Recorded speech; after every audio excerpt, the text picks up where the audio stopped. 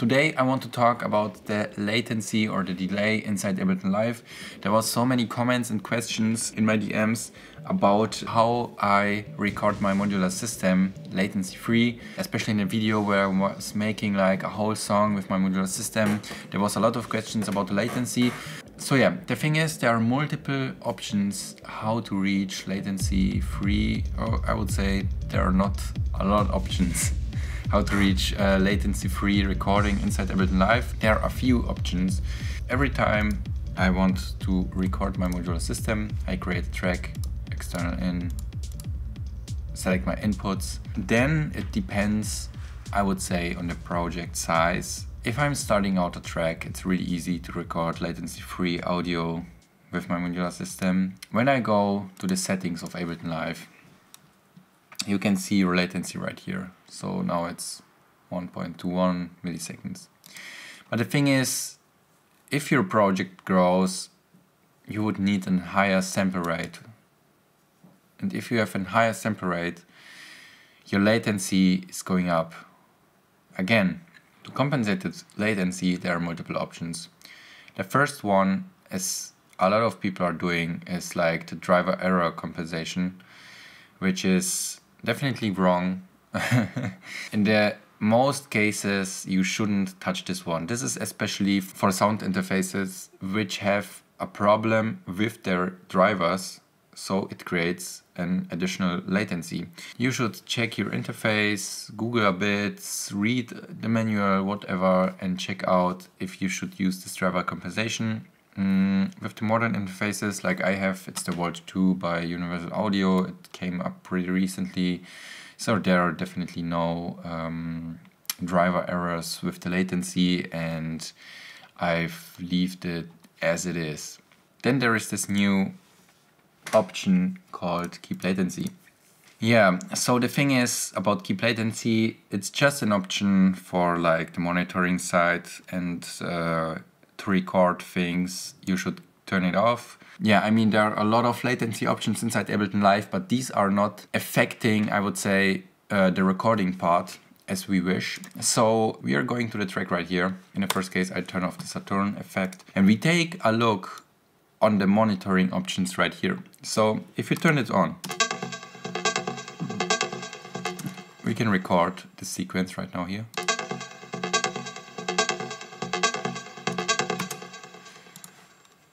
If you take a look right here, we can definitely see a big latency right here, right? So it should be always going on the first one, and it's definitely not.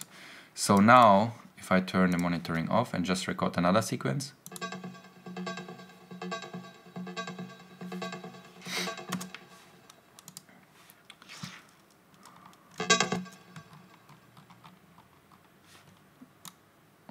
we can definitely see it's just much less latency than it was before, right?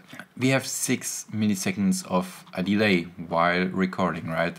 So the thing here is, if we turn off monitoring, you can record latency free. But the problem is, because I have everything synced with my MIDI, there is a MIDI latency. So there is also an option for that. If I go to my settings and go to MIDI, you have an output of my MIDI clock, and you can just go like by 7 right now and just try to record it now once again. And if I take a look now, it's like almost on the grid, right? So it's like still saying like 0 latency right now. So it's really perfect set to the grid. Yeah, but let's try it out with something easier.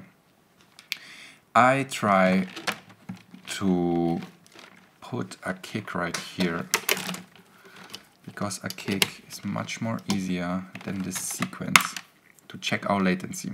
So I just run.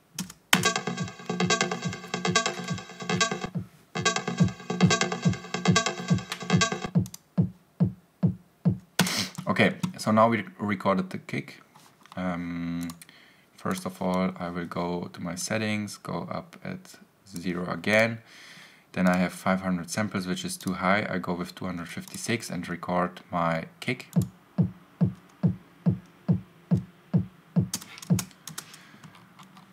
Now you can see we are pretty close, like to no latency.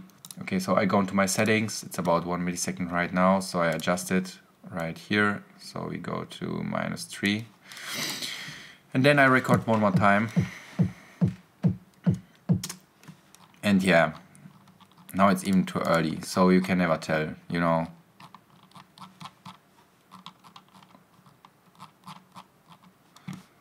If I try like to quantize it right now.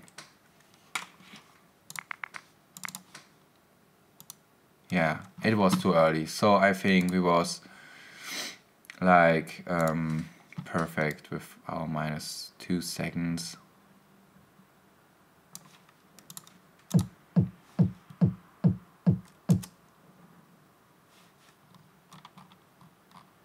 Yeah, so we're pretty there. So yeah, at this moment right now, everything I record with my modular system is latency free. So from this point now,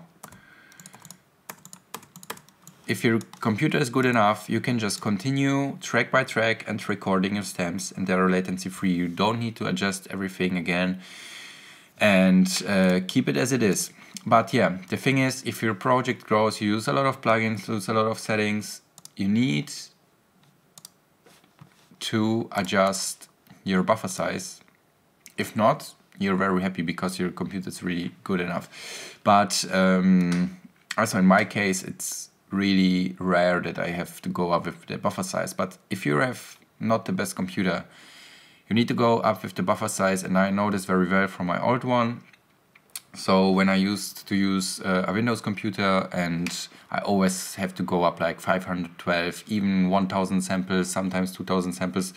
So your latency is getting pretty high.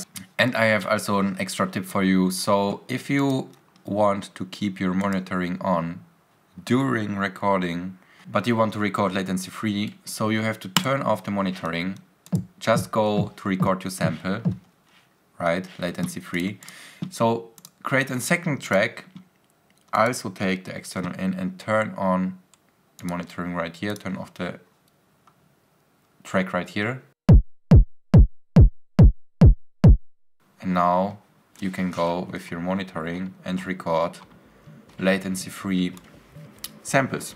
You know, this is it for today, guys. I hope you enjoyed the short insight inside my Ableton Live and how I deal with my latency settings right here and how I record my modular system. As always, if you have some questions or something, leave them in the comments down below. If you don't want to miss any valuable tips in the future, don't forget to subscribe to the YouTube channel, and see you in the next video.